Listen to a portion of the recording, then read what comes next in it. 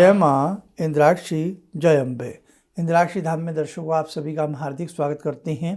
आज के दिन जिन जातकों का जन्मदिवस है, मैरिज एनिवर्सरी है, उन सभी को हमारी तरफ से बहुत बहुत शुभकामनाएं। 9 अप्रैल से नवरात्र प्रारंभ हो रहे हैं। नवरात्र में अखंड दीप का अपना एक विशेष महत्व होता है और साथ ही नवरात्रों में भगवती दुर्गा के साथ बटुक भैरव भगवान की साधना अपने आप में अमोघ मानी गई है। दोनों ही बातें इस अंक में हम आपको समझाने वाले हैं, ध्यान से सुनिएगा। आइए पहले आज का हम पंचांग देखें। 4 अप्रैल सन 2024 दिन बृहस्पतिवार, संवत 2080, चैत्र मास, कृष्ण पक्ष, तिथि दशमी, नक्षत्र श्रवण, राहु काल 1:30 से 3, दिशा सूल दक्षिण दिशा। अब बहुत लोग साधक 9 अप्रैल से 9 दिन के लिए, कुछ 10 दिन के लिए, कोई 8 दिन के लिए अपने घर में अखंड दीप की व्यवस्था करते हैं। तो अखंड दीप की व्यवस्था करें तो किस प्रकार से करें? या तो कटोरी में एक अच्छी सी मोटी सी और ऊपर से पतली फिल्म वाली बत्ती रुई की बना लें, उसमें आप घी भर दें। करीब करीब ऐसी कटोरी हो जिसमें 100 ग्राम घी आ जाए, या नहीं तो जो ऊपर वाली जोत होती है, खड़ी जोत होती है बड़े वाली, ऊपर से कप सा लगा होता है, जिसमें नीचे भी कप होता है, ऊपर भी कप सा लगा होता है। समझ गए ना जो मैं कहना चाह रहा हूँ? आइए आप उसका एक चित्र भी देख लीजिए। देखें, हाँ, ये वाली जोत आगे समझ में। तो इस जोत को आप ले लें, ऐसी लें जिसमें 100 ग्राम घी आ सके। अब इसके अंदर रुई जो लेना है, जिसकी बत्ती आपको बनानी है, बत्ती का बनानी है, वो आपने देसी कॉटन लेनी है, देसी कपास लेनी है। एक आती है मेडिकेटेड, वो नहीं लेना है, उसमें केमिकल्स लगा होता है और वैसे भी वो जल्दी जल जाती है, अच्छी नहीं रहती है। देसी रुई पूजा पाठ की दुकान से मिल जाएगी, 10-20 रुपया की ले लें। और उसकी लंबी सी करीब 12 उंगुल लंबी, जैसे 4, 4, 8 और 4, 12, 12 उंगुल लंबी एक पतली सी बाती बांट लें। बहुत ज़्यादा उसको कैड़े हाथ से, सख्त हाथ से बहुत ज़्यादा उसको बट ना दें, मुलायम मुलायम फोके फोके हाथ से उसको बट दे दें। बत्ती पतली सी हो, जैसे ही आपको मैं कैसे समझाऊं, पतली बत्ती होनी चाहिए, जैसे स्वेटर बुनने की वो सलाई ऐसी आती हैं जैसे, तो उस प्रकार की उतनी मोटी वो बत्ती होनी चाहिए। उस बत्ती को आप अच्छे से उसमें ऊपर की तरफ थोड़ा सा निकाल दें, बाकी नीचे डाल करके लपेटा दे दें जो फालतू बत्ती हो। उसमें गाय का घी सबसे अच्छा होता है, गोघृत होता है, वो उसमें डाल दें। अब कुछ लोग क्या करते हैं, जो हाथ में बांधने वाला कलावा होता है, इसकी भी वो बत्ती बना करके डाल देते हैं। तो अगर बेटा इसकी आप बत्ती डाल रहे हैं तो इसको भी बहुत फोके हाथ से, हल्के हाथ से इसको लपेटा लेना है। लेकिन ध्यान रखें, कलावा बहुत पुराना नहीं होना चाहिए।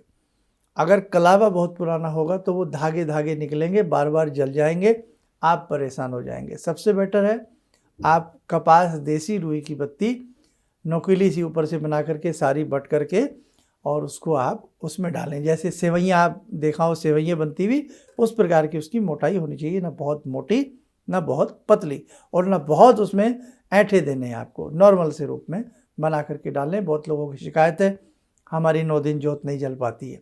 अब आपको क्या करना है, एक तस्तरी ले लें, पीतल की हो या तांबे की हो, प्लेट ले लें और उस प्लेट में नीचे की तरफ 8 पंखुड़ी बनाएं। कैसे? आपके पास सिंदूर है मस्तक पे लगाने वाला, चंदन है, चकले पर घिस लें। अपनी अनामिका उंगली से, रिंग फिंगर से बीच में एक बिंदी लगाएं और हिसाब से जो चारों तरफ 8 पंखुड़ियाँ बन जाएं, ऐसे 8 पंखुड़ियाँ, 2, 3, 4, 5, 6, 7, 8 बना दिया। ये प्लेट में बनी है। प्लेट किसी कपड़े, कोई कपड़ा वपड़ा पूरा अच्छे से बिछा लें शुद्ध तरीके से। वो हमने विशेषांक बता ही दिया था, हमारा नवरात्र विशेषांक देख लें, उसमें सारी आपको जानकारी मिल जाएगी। प्लेट में 8 पंखुड़ी बनाई, मध्य में थोड़ा चावल रखें, थोड़ा सा पुष्प की पंखुड़ी रखें, उसके ऊपर वो जोत रखें। जोत में हल्का सा कलावा बीच में बांध दें, तिलक लगा दें, प्रणाम कर लें, हल्का सा जल का छींटा मारें। इसके बाद नमो देव्यै महादेव्यै शिवाय सततम नमः मंत्र बोलते हुए, या गायत्री मंत्र बोलते हुए, या नवारण मंत्र जपते हुए, या दुर्गा दुर्गा दुर्गा दुर्गा नाम जपते हुए जोत को प्रज्वलित कर लें। जोत प्रज्वलित हो जाए, अच्छे से उसे जलने दें और उसमें थोड़ा सा ऊपर की तरफ जो घी भरे ना, थोड़ा सा 2, 4, 5 चम्मच, उसे थोड़ा सा गर्म करके एक बार डाल दीजिएगा, फिर आवश्यकता नहीं रहती है। और एक चिमटी आती है बाज़ार से, छोटी सी पतली सी चिमटी आती है 10-20 रुपये की, उसको पास में रखें। जब वर्तिका के ऊपर 4-6 घंटे के बाद ऊपर वो फूल सा आ जाता है, कालापन सा आ जाता है, काला काला सा नीचे वो बन जाती हैं पत्तियाँ सी, उन्हें पहले बत्ती को हल्का सा ऊपर कर लें, क्योंकि कई बार आप लोग क्या करते हैं वो फूल हटाने लगते हैं तो ज्योत शांत हो जाती है। तो पहले वर्तिका को थोड़ा सा ऊपर कर लें, जब 1 मिनट रुक जाए, जब नीचे वाली रुई अग्नि को पकड़ ले तब ऊपर से उस फूल को आराम से हटा दिया करें। ज्योत बहुत लंबी नहीं जलनी चाहिए, बहुत बड़ी उसकी फ्लेम नहीं होनी चाहिए, ज्वाला की तरह एकदम मशाल की तरह नहीं जलनी चाहिए। एक सितारा सा टिमटिमाता हुआ छोटी ज्योत रहे, सितारे की तरह टिमटिमाता रहे। और प्रतिदिन हमें जो ज्योत हैं ये भगवती स्वरूपा हैं, देवी स्वरूपा हैं, अग्नि स्वरूपा हैं। रोज इनको तिलक लगाएं, धूप दीप फल फूल आदि इनको पूरे नवरात्र चढ़ाया करें। इन पे चढ़ा हुआ जो फल आदि होता है वो घर में किसी कन्या को दे दें, नहीं है तो स्वयं मिल बांट करके उस फल को, उस मिष्ठान को जो भी आप प्रतिदिन चढ़ाते हैं हम प्रयोग में ला सकते हैं। गर्मी लगती है तो इसी चिमनी के ऊपर, इसी के ऊपर चिमनी आती है ज्योत के ऊपर, जो आपने देखा है पहले समय में हम लैंप लैंटेन जलाते थे, उसमें जो चिमनियाँ, वो आज भी चिमनियाँ बाज़ार में 30, 40, 50, 100 रुपये तक की मिल जाती हैं। आप अपनी ज्योत के हिसाब से देख करके बाज़ार से हैंड टू हैंड ले आए, वो चिमनी इसके ऊपर रख दें तो फिर किसी भी प्रकार, ऊपर से खुली होती है तो वैक्यूम भी नहीं बनेगा, धुआं आराम से निकलता रहेगा, हल्का ही धुआं निकलता है। और धुआं ज़्यादा कब निकलता है? जब हमारा घी शुद्ध नहीं होता है। जितना शुद्ध घी होगा कतई भी उसमें धुआं नहीं आएगा और आपकी ज्योत बहुत अच्छे से 9 दिन के लिए, 8 दिन के लिए अखंड ज्योत रहेगी। ऐसी व्यवस्था करें, दिन में घी भर दें, सुबह के समय जब पूजा करते हैं तब घी भर दें, और जब लगे दोपहर से के समय थोड़ा बहुत 2-4 चम्मच डाल दें, और रात्रि को सोने से पहले उसको फुल करके सोएं। अब ये हुआ अखंड ज्योत का। और कई बार ऐसा होता है कुछ लोगों के साथ कि वो वर्तिका छोटी बना लेते हैं, या उनकी वर्तिका बिल्कुल ही नहीं उसमें चल पाती है, तो उनका मन करता है ज्योत बदलें कैसे।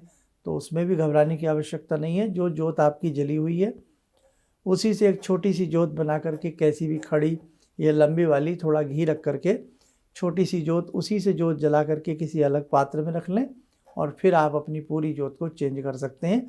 बिल्कुल भी भय मत मानिए, भगवती जगत जननी है, मंगल करनी है, माँ है वो, उनका हृदय सदैव अपनी संतानों के लिए द्रवित रहता।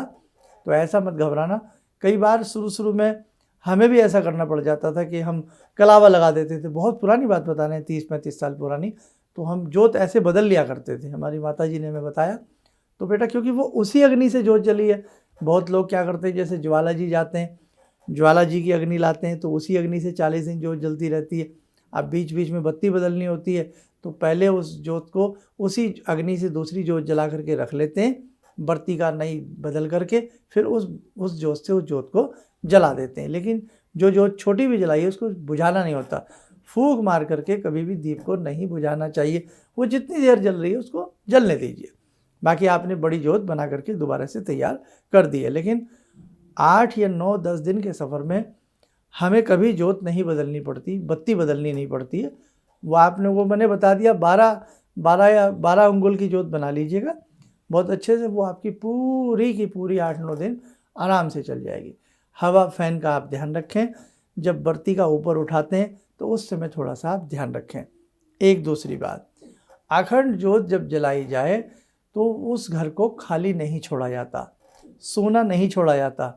मतलब ये नहीं है कि हमने ज्योत जला दी और हम अपना कहीं काम से चले गए, हम सुबह के गए हुए हैं, रात को वापस आ रहे हैं, तो फिर ऐसा नहीं करना चाहिए। कोशिश की जाए कि घर में कोई ना कोई रहे। और बिल्कुल ही मजबूरी है, आप अकेले हैं, आपको ही सब कुछ देखना है, जॉब पे भी जाना है, तो वो बेटा मजबूरी है, फिर भगवती से बोल करके जाएं। नहीं तो फिर उतनी ज्योत जलाएं जितनी देर का आपका पाठ होता है, घंटे 2 घंटे का हिसाब से उसमें घी आप डाल लिया करें। ठीक है, ये आपको मैंने अखंड ज्योत के बारे में बताया है।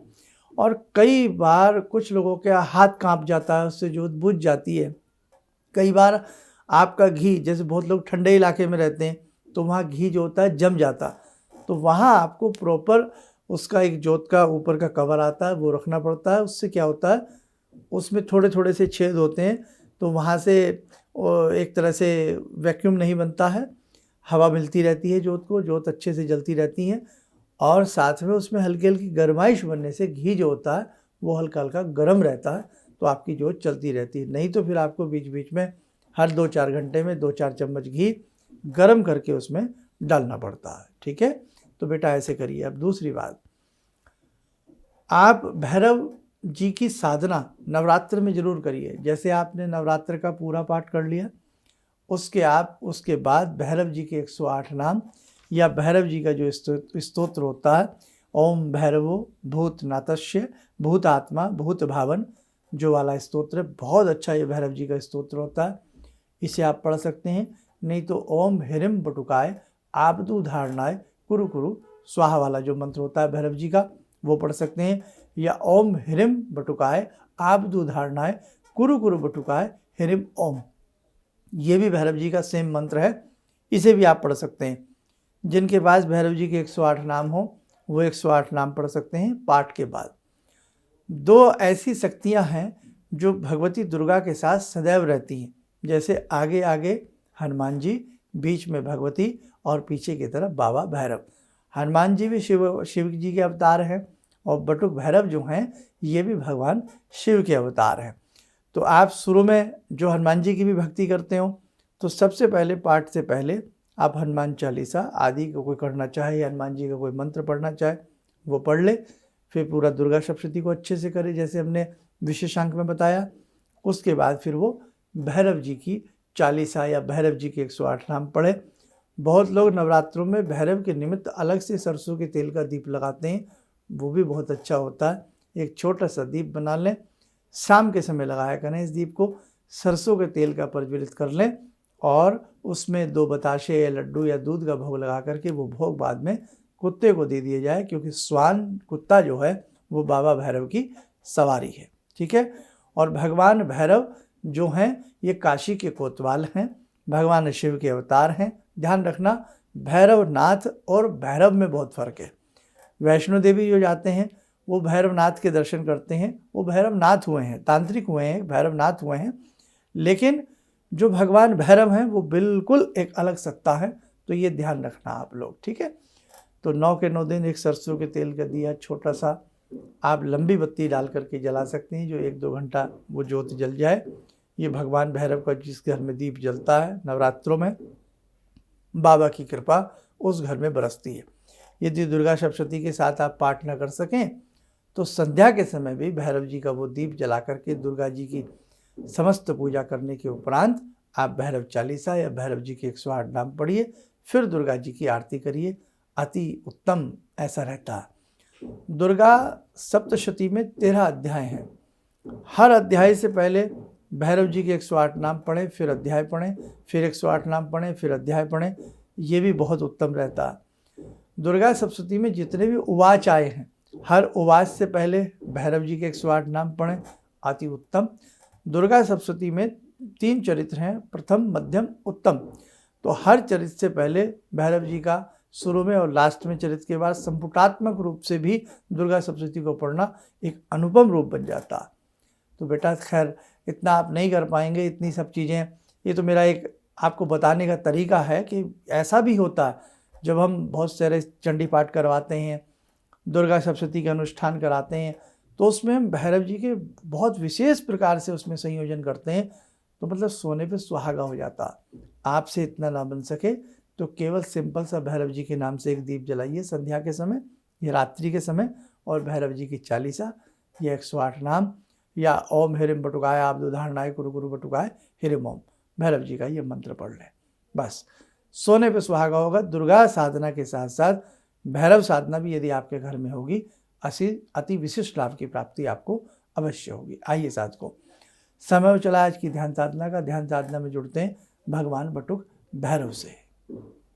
ओम करकलित कपाला कुंडली दंडपाणी स्तरुण तिमिर नीलो व्याल यज्ञोपवीते क्रतु समय सपर्याद विघ्न विच्छेद हेतुर जयति बटुकनाथा सिद्धिदा साधकानां, जयति बटुकनाथा सिद्धिदा साधकानां। ॐ देव्यराजसेव्यमान पावनाग्रिपङ्कजं व्यालयज्ञसूत्रमिन्दुशेखरं कृपाकरं नारदादियोगवृन्दिवन्दितं दिगम्बरं काशिकापुरादिनाथ कालभैरवं भजे भानुकोटिभास्वरं भवाब्दितारकं परं नीलकण्ठमीप्सितार्थदायकं त्रिलोचनं कालकालमम्बुजाक्षमक्षशूलमक्षरं काशिकापुरादिनाथ कालभैरवं भजे शूलटङ्कपाशदण्डपाणिमादिकारणं श्यामकायमादिदेवमक्षरं निरामयं भीमविक्रमं प्रभुविचित्रताण्डवप्रियं काशिकापुरादिनाथ कालभैरवं भजे भुक्तिमुक्तिदायकं प्रशस्तचारुविग्रहं भक्तवत्सलं समस्तलोकविग्रहं भूतसङ्गनायकं विशालकीर्तिदायकं काशीवासलोकपुण्यपापशोधकं विभुं नीतिमार्गकोविदं पुरातनं जगत्पतिं काशिकापुरादिनाथ कालभैरवं भजे काशिकापुरादिनाथ कालभैरवं भजे। कवच बना लें, ध्यान करें, भैरव जी का शुभ आशीष हम सबके ऊपर बरस रहा है।